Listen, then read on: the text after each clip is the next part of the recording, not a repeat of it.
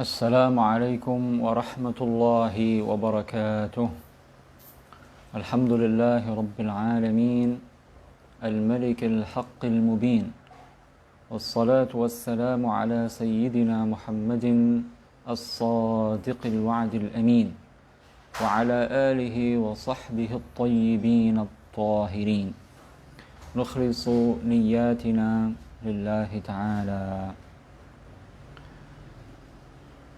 Rekan-rekan kaum muslimin dan muslimat yang mengikuti kajian online Yayasan Syahamah, kita bertemu kembali dalam kajian kitab Nurud Duja min Aqidati A'immatul Huda. Pada pertemuan sebelumnya kita masih tengah membahas tentang perkataan Al-Imam Abu Ja'far At-Tahawi yang menjelaskan tentang akidah Rasulullah, para sahabat, para tabi'in, para atba'at tabi'in, dan generasi salaf pada umumnya hingga masa beliau, menjelaskan tentang prinsip-prinsip keyakinan Ahlus Sunnati wal Jamaah, yaitu perkataan beliau mengenai tanzihullah, prinsip keyakinan bahwa Allah Ta'ala Maha Suci dari menyerupai semua makhluknya. Ta'ala ya'nillah 'anil hududi wal ghayati wal arkani wal a'dha'i wal adawat la tahwihi al jihatus sittu kasairil mubtada'at. Kemarin penjelasan kita telah sampai pada perkataan Al-Imam Abu Ja'far At-Tahawi, la tahwihi al jihatus sittu kasairil mubtada'at, dan bahwa kita telah tegaskan ini adalah naqlul lil ijma', bahwa beliau mengutip kesepakatan Ahlus Sunnati wal Jamaah, kesepakatan generasi salaf, bahwa Allah Subhanahu wa ta'ala ada tanpa tempat, tanpa arah. Karena makna perkataan beliau la tahwihil jihatus sittu kasairil mubtada'at, makna kalimat ini dengan redaksi lain adalah Allahu mawjudun bila makanin wala jihah, bahwa Allah Subhanahu wa ta'ala ada tanpa tempat, tanpa arah. Dan kemarin telah kita sebutkan sekian banyak ulama Islam yang mengutip ijma', ya, kesepakatan Ahlus Sunnati wal Jamaah, kesepakatan generasi salaf dan khalaf, bahwa Allah Subhanahu wa ta'ala ada tanpa tempat, tanpa arah. Kemudian kita lanjutkan. Yang membawa buku silahkan dilihat halaman 21. Qala al-muallif rahimahullah,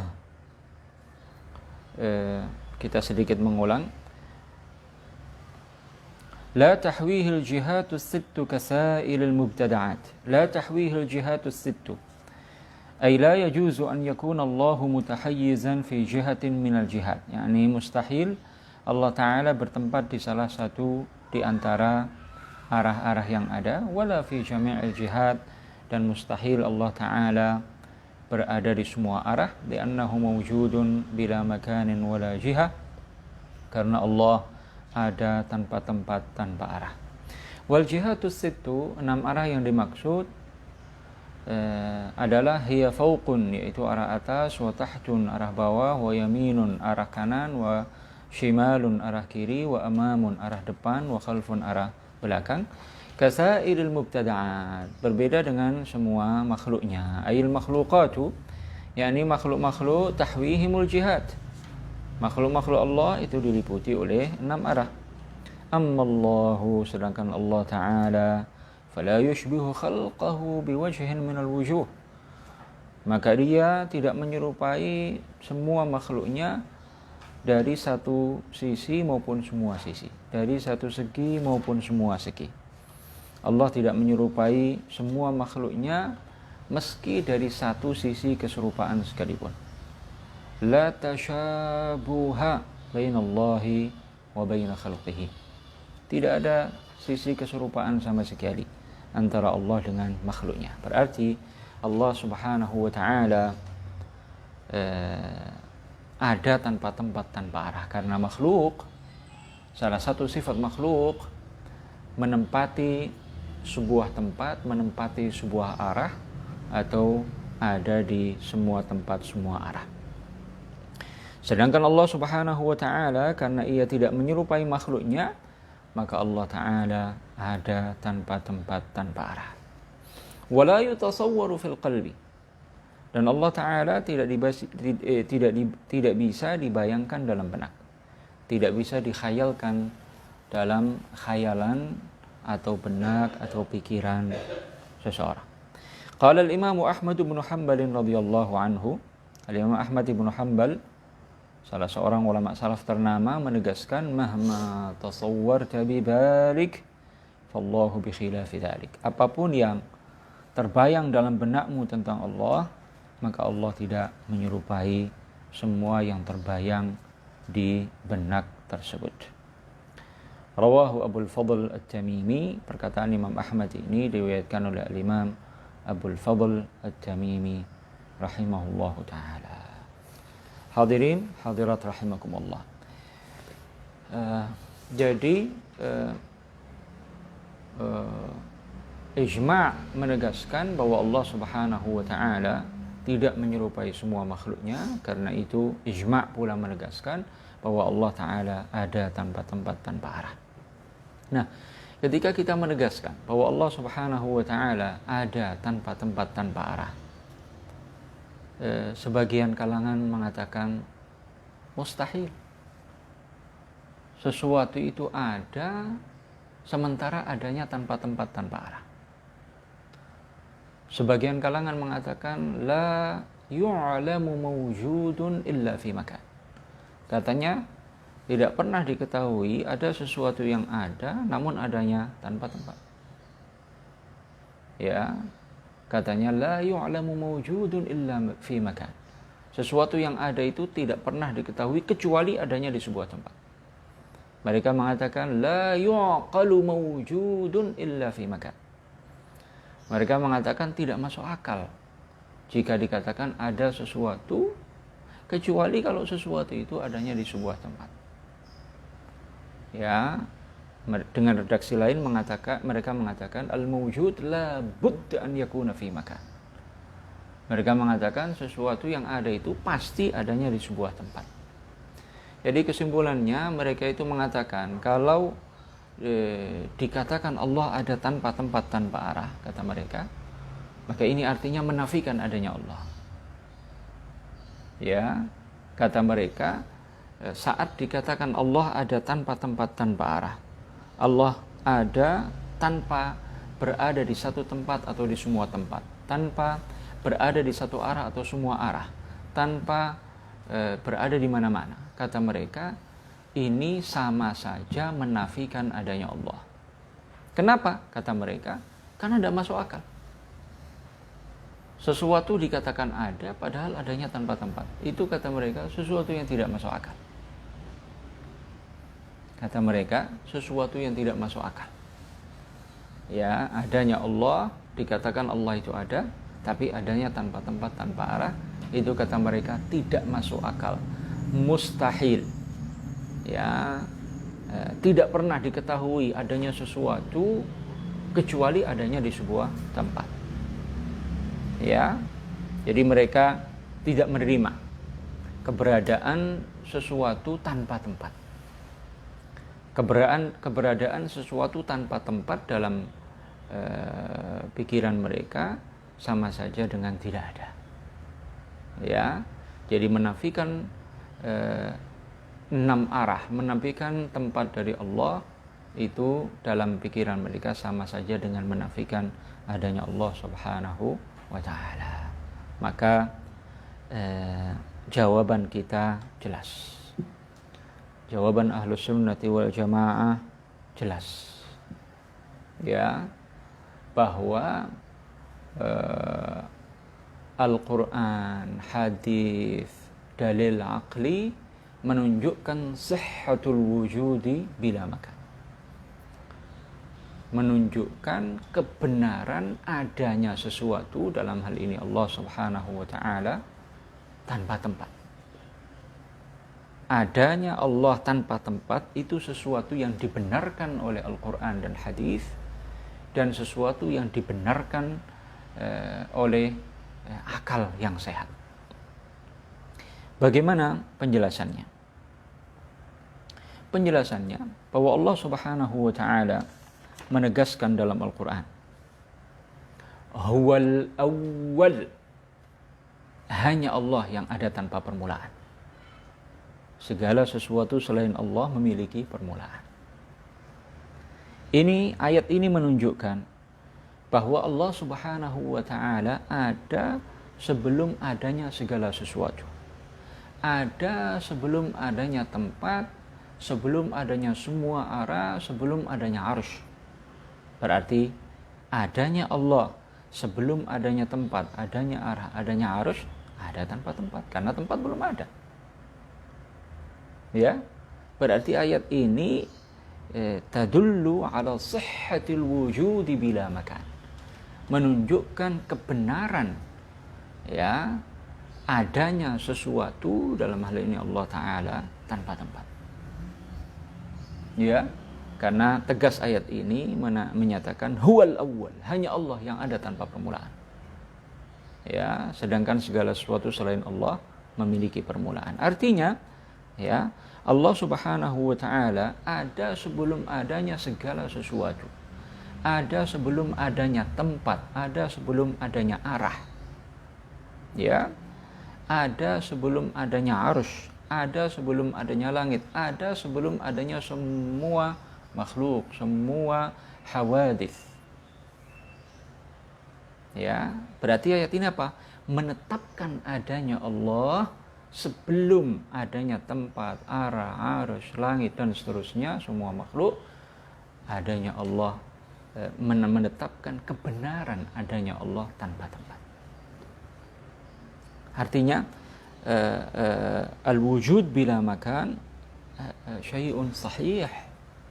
Adanya keberadaan tanpa tempat itu sesuatu yang dibenarkan. Ya, jelas dalam ayat ini, ya, huwal awwal, hanya Allah yang ada tanpa permulaan.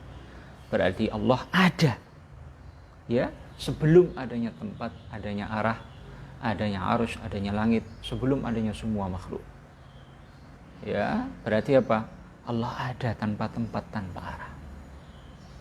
Ya, ini menunjukkan sekali lagi sihhatul wujudi bila makan, bahwa keberadaan tanpa tempat itu sesuatu yang sah.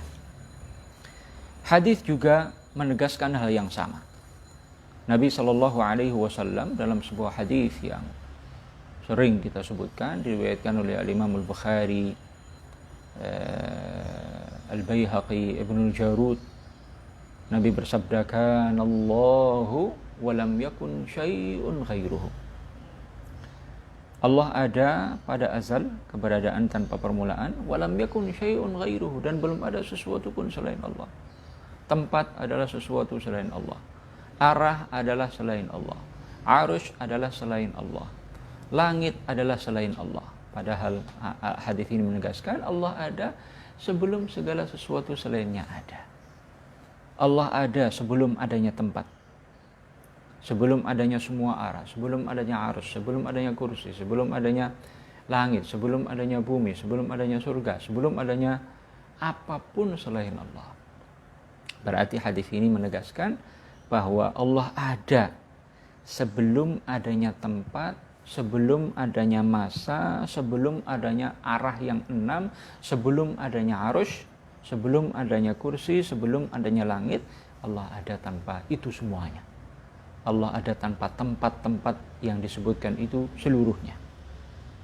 Ya. Nah, ini berarti hadis menunjukkan sihhatul wujudi bila makan. Hadis ini menunjukkan sahnya adanya Allah tanpa tempat. Karena Allah ada tanpa permulaan, sedangkan tempat belum ada, arah belum ada, arah yang 6, arsy, langit, semuanya belum ada. Yang ada hanya Allah. Berarti Allah ada tanpa tempat sebelum adanya tempat, adanya arah, adanya arsy dan seterusnya. Hadis ini menunjukkan sahnya adanya Allah tanpa tempat, sebelum terciptanya tempat dan arah seluruhnya. Ya, jadi Al-Quran dan hadis menunjukkan sahnya adanya sesuatu, yaitu Allah, tanpa tempat, tanpa arah. Kemudian kenapa mereka itu mengatakan la yu'qalu mawjudun illa fi makan, la yu'lamu mawjudun illa fi makan, al mawjud la budda an yakuna fi makan. Ya, kenapa mereka sampai pada kesimpulan tidak masuk akal katanya, adanya sesuatu dikatakan ada tapi adanya tanpa tempat. Kata mereka mustahil adanya sesuatu itu dikatakan ada kecuali kalau adanya di sebuah tempat. Dari mana ini? Ya, pikiran seperti ini muncul dari mana? Min qiyasil khaliqi 'alal makhluq. Karena mereka menyamakan khaliq dengan makhluk. Karena mereka menyamakan Allah dengan makhluknya. Karena mereka sudah terbiasa. Ya, jika dikatakan sesuatu itu adanya di sebuah tempat, adanya di salah satu arah, adanya di salah satu tempat. Kita jawab, bagi makhluk itu berlaku, ya. Tapi bagi Allah itu tidak berlaku. Ya, dari sini awal munculnya sesat fikir seperti ini. Ya, perkataan mereka tidak masuk akal jika dikatakan sesuatu itu ada padahal adanya bukan di suatu tempat. Kalau dikatakan sesuatu ada, pasti adanya di sebuah tempat. Jika ada di sebuah tempat berarti itu ada, nggak ada di suatu tempat berarti nggak ada. Itu muncul dari mana? Min qiyasil khaliqi ala makhluk. Karena mereka menyamakan Allah, menyamakan khaliq dengan makhluk. Ketentuan yang berlaku bagi makhluk mereka terapkan bagi Allah Subhanahu wa ta'ala. Ya, padahal kalau orang berpikir dengan akal yang sehat dan mau mengikuti petunjuk Al-Quran dan hadis, Al-Quran dan hadis menunjukkan sahnya adanya sesuatu, dalam konteks ini adalah Allah, tanpa tempat, tanpa arah. Ya, jadi secara akal yang sehat juga bisa kita katakan laisa min syartil wujudi al-makan wa laisa min syartil wujudi az-zaman. Ya, laisa min syartil wujud at-tahayyuz fil makan, laisa min syartil wujud jarayanuz zamani 'ala al-mawjud. Bukan syarat, ya, sesuatu itu ada, syaratnya adanya harus di suatu tempat, harus bertempat di suatu tempat dan arah. Itu bukan syarat. Ya, kata mereka kalau sesuatu itu ada, pasti adanya dilalui oleh masa. Ini bukan syarat. Laisa min syartil wujud at-tahayyuzu fil makan. Ya, ada itu, keberadaan sesuatu itu bukan syaratnya adanya harus di suatu tempat, adanya harus di suatu arah. Bukan syarat keberadaan sesuatu bahwa zaman, masa, ya, melaluinya. Tidak. Ya, makanya para ulama Ahlus Sunnati wal Jamaah menyepakati bahwa Allah Ta'ala ada tanpa tempat, bahwa Allah Ta'ala tidak dilalui oleh peredaran massa. Jadi bukan syarat sesuatu itu kalau adanya pasti di sebuah tempat, adanya pasti dilalui oleh peredaran massa, itu bukan syarat. Ya, itu bukan syarat. Ya, karena kalau kita secara akal berpikir dengan akal yang sehat, kita tahu bahwa tempat itu makhluk, masa itu makhluk, keduanya tidak ada kemudian diadakan oleh Allah Subhanahu wa ta'ala. Saya ulang, kalau kita berpikir dengan akal yang sehat, dengan cara berpikir yang jernih, kita akan tahu bahwa tempat itu makhluk, masa itu makhluk, keduanya tidak ada, kemudian diadakan oleh Allah Subhanahu wa taala. Nah, sebelum Allah menciptakan tempat, Allah sudah ada apa belum? Sudah. Sebelum Allah ciptakan masa, Allah sudah ada belum? Sudah. Berarti sebelum adanya tempat, ya Allah ada tanpa tempat. Sebelum adanya masa, Allah tidak berlaku baginya masa belum diciptakan. Ya, sebelum diciptakan tempat, Allah ada tanpa tempat. Tempat belum diciptakan kok. Ya. Nah, jadi jelas bahwa tempat makhluk, arah makhluk, masa makhluk. Ini semuanya tidak ada. Kemudian diadakan oleh Allah Ta'ala. Padahal Allah Ta'ala ada sebelum adanya semua ini. Karena Allah Khaliq. Sementara tempat, arah, arus, kursi, langit dan semuanya itu makhluk. Al-Khaliq ada sebelum makhluknya. Nah, jadi dengan mereka mengakui bahwa Allah Ta'ala ada tanpa tempat sebelum terciptanya tempat, ada tanpa arah sebelum adanya arah, jika itu mereka terima, itu artinya batal klaim mereka bahwa keberadaan sesuatu tanpa tempat dan arah itu sesuatu yang tidak masuk akal. Itu dengan sendirinya batal. Ya, nah, hadirin ma'asyiral muslimin wal muslimat rahimakumullah. Karena itulah ya, maka sebetulnya ya, adanya sesuatu tanpa tempat, tanpa arah ini bukan sesuatu yang tidak masuk akal. Tadi telah kita tegaskan, bukan hanya masuk akal, tapi dibenarkan oleh Al-Quran dan hadis. Tapi adanya sesuatu tanpa tempat, tanpa arah ini tidak bisa dibayangkan, tidak bisa dikhayalkan, tidak bisa digambarkan. Ya, nah, dan berbeda, jauh berbeda antara Al-Quran, hadis dan akal yang sehat dengan al-wahmu, al-khayal, khayalan, bayangan. Ya, itu hal yang berbeda. Kebenaran Al-Quran pasti, kebenaran hadis pasti. Ya, akal yang sehat ya juga membuktikan kebenaran syarak. Ya, sementara al-wahmu wal khayal, khayalan, bayangan itu tidak bisa dipedomani. Ya, kita beri contoh perbedaan antara akal yang sehat dengan khayalan atau bayangan seseorang. Kalau suatu ketika ada orang berdiri di pantai, di pinggir laut, kemudian dia melihat ke arah barat misalnya, dia berada di pantai ya sebelah timur dari laut, dia melihat ke arah barat atau ke arah manapun, maka khayalannya, bayangannya akan mengatakan kepadanya, itu laut nyatu dengan langit atau langit nyatu dengan laut. Ya, di ujung sana itu langit nyatu dengan laut, langit nyemplung ke laut.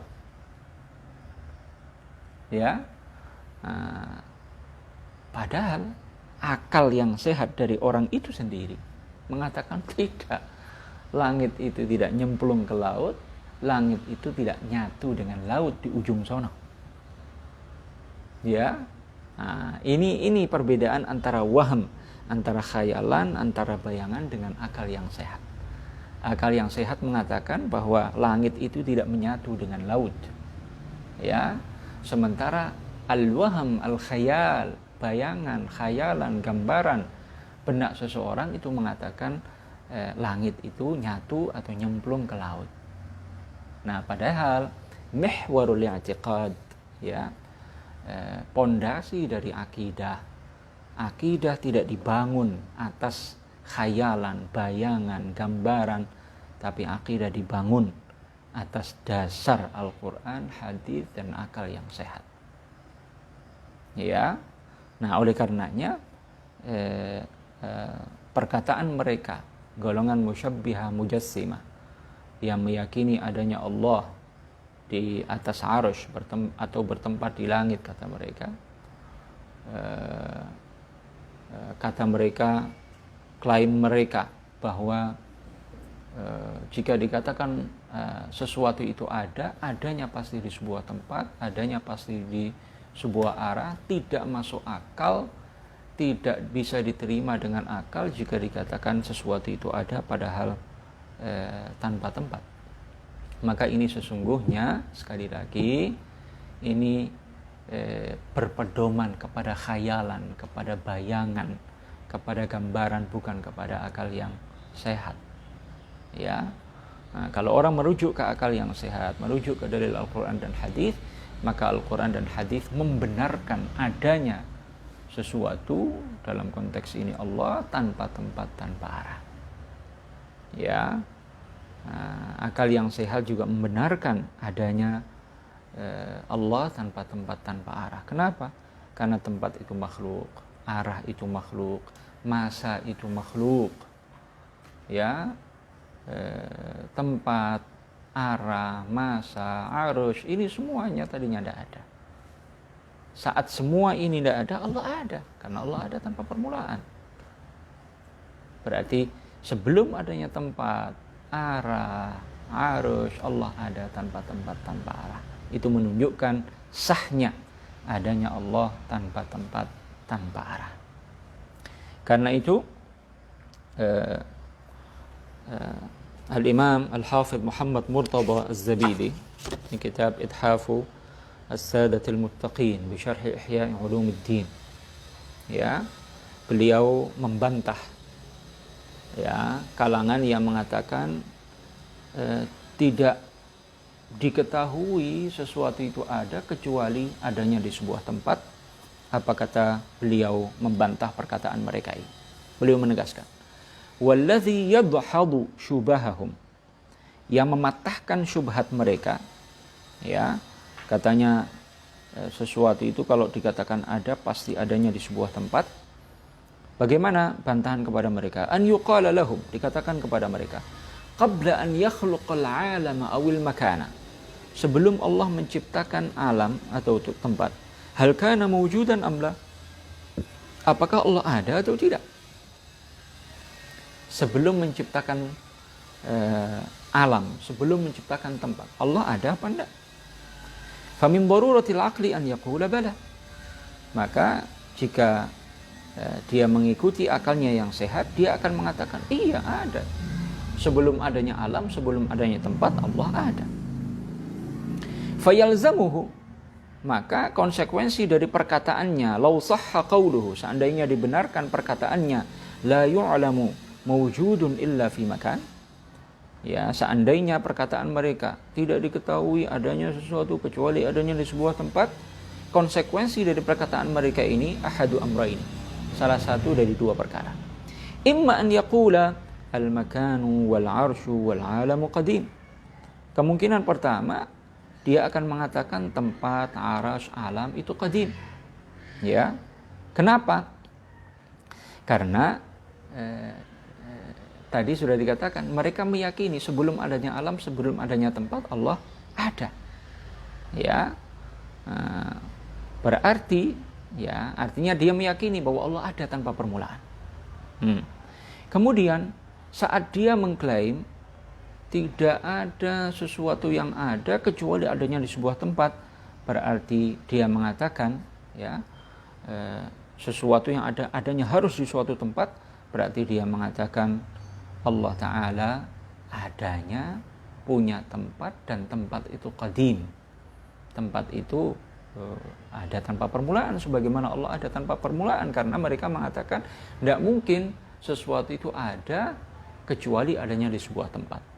Berarti mereka sama saja mengatakan Allah itu azali, ada tanpa permulaan, berarti tempat juga ada tanpa permulaan. Ya, berarti mereka mengatakan Allah dan tempat dua-duanya azali. Karena mereka mengatakan tidak mungkin adanya sesuatu tanpa tempat. Nah, dengan ini berarti mereka telah menjadikan syarik lillah fil azaliyah. Berarti telah menjadikan sekutu bagi Allah dalam keazalian, yaitu tempat. Ini kemungkinan pertama yang bisa dia katakan. Wa imma an yaqul, kemungkinan kedua dia akan mengatakan ar-rabbu ta'ala muhdath. Allah Ta'ala itu baharu. Ya. Kenapa? Apa artinya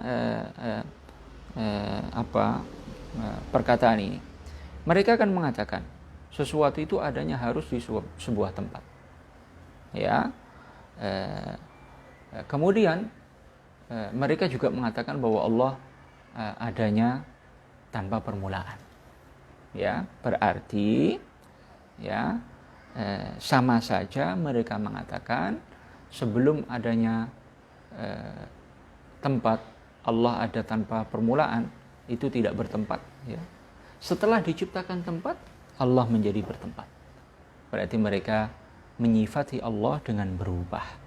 Sedangkan berubah itu alamatul hudud. Berubah itu adalah ciri sesuatu yang makhluk, sesuatu yang baharu. Jadi antara dua itu, ya, mereka menjadikan tempat itu azali sebagaimana Allah azali, atau menjadikan Allah Ta'ala baharu karena berubah dari tidak bertempat menjadi bertempat. Wa hadza ma'alu al-jahalati wal hasyawiyah. Inilah ujung dari perkataan golongan yang tidak berilmu, golongan musyabbiha mujassima, laisal qadimu bil muhdath.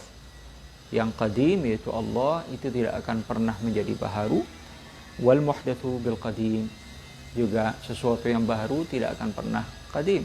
Tempat baharu, arah baharu, arus baharu, itu tidak mungkin dia menjadi qadim. Juga tidak mungkin Allah Ta'ala yang qadim, yang ada tanpa permulaan, menjadi baharu. Ya, ini bantahan yang telak kepada golongan musyabbiha mujassima tersebut.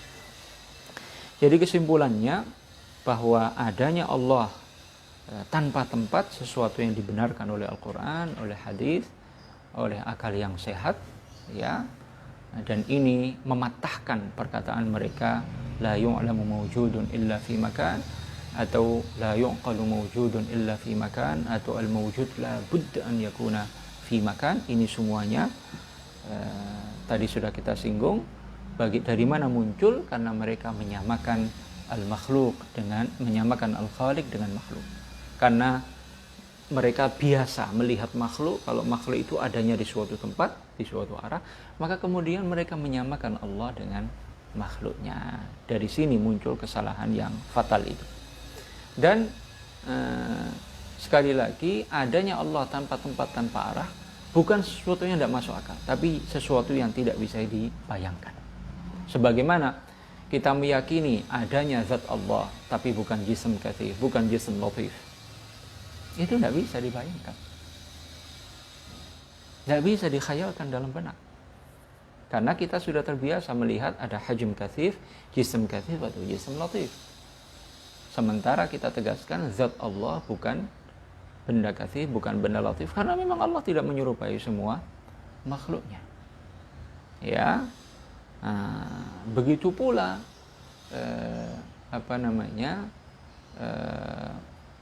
akal, ya, sebagaimana akal yang sehat menerima adanya zat Allah yang bukan benda kathif juga bukan benda latif, maka mestinya, ya, atau hal yang sama, akal menunjukkan adanya Allah tanpa tempat, tanpa arah, meskipun itu tidak bisa dibayangkan.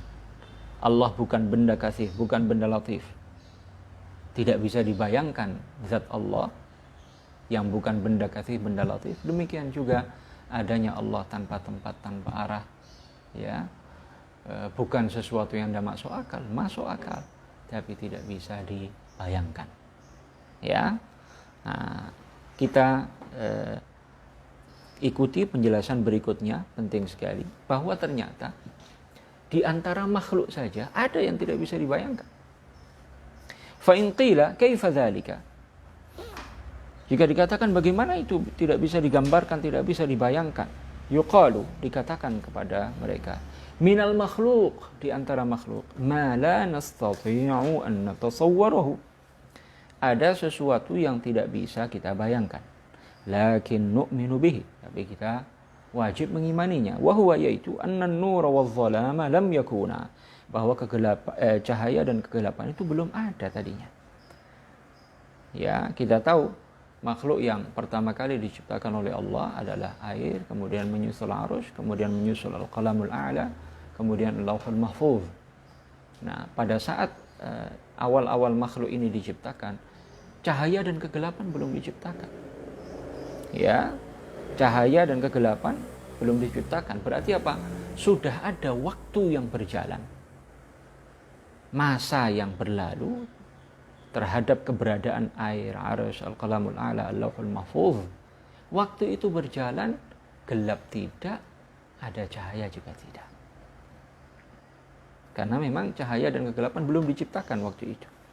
Fala yastati'u ahadun minna an yatasawwara fi nafsihi.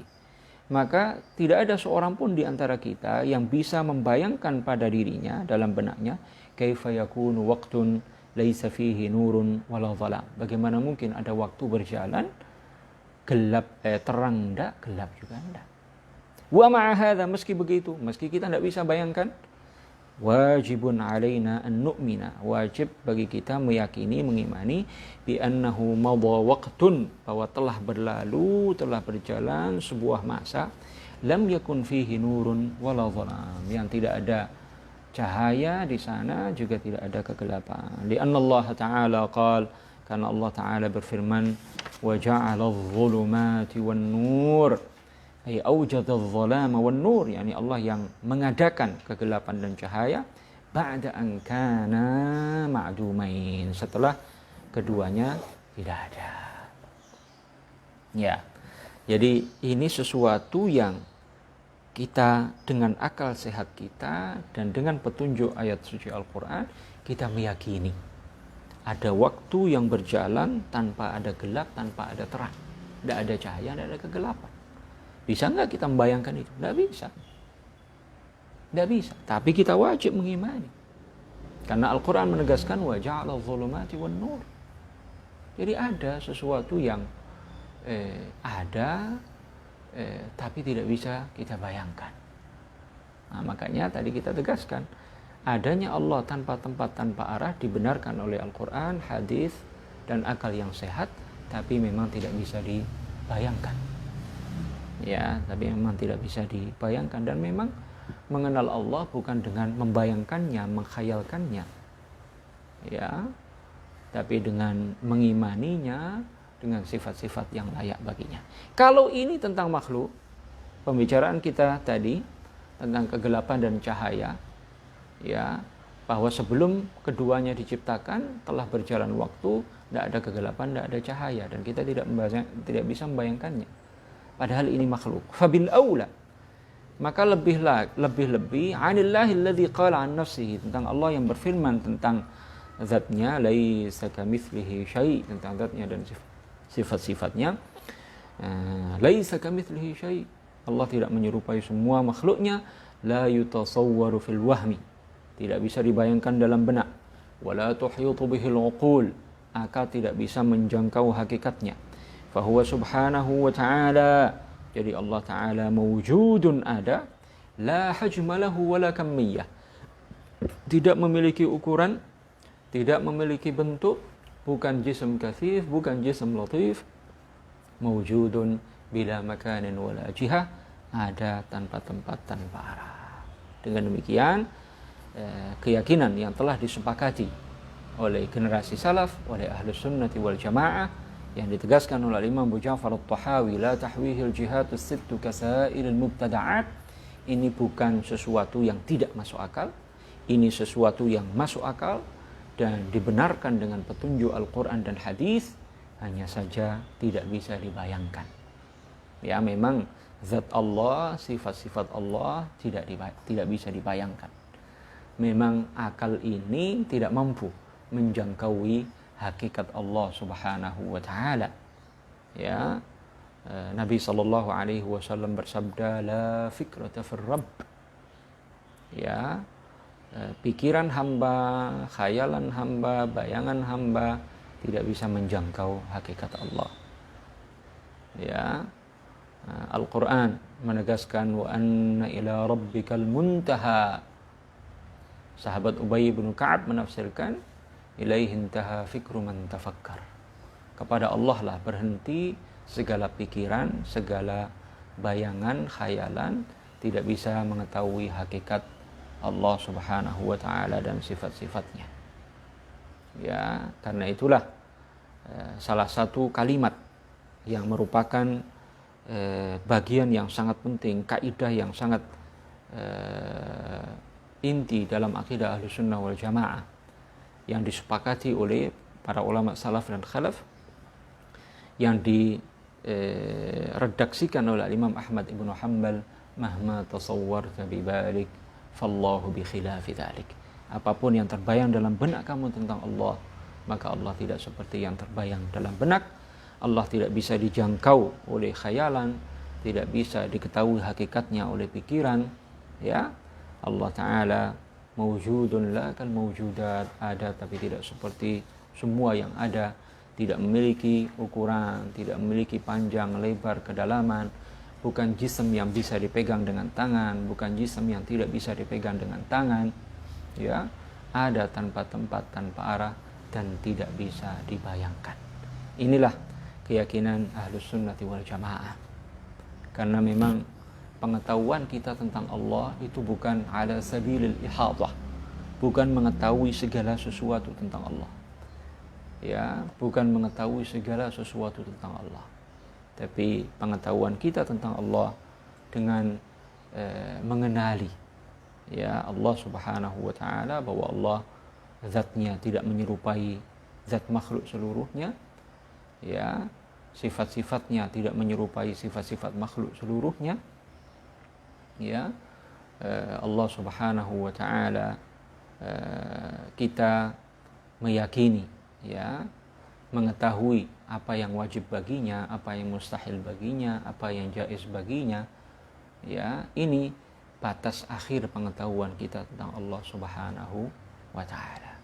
Dan sekali lagi, ya, kaidah mahma tasawwarta bibarik fallahu bi khilafi dzalik, ini kaidah yang sangat penting mengenai keyakinan kita tentang Allah Subhanahu wa taala.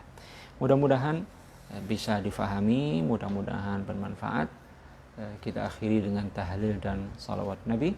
La ilaha illallah, Allahumma salli ala sayyidina Muhammad wa ala alihi wa sahbihi wa sallim.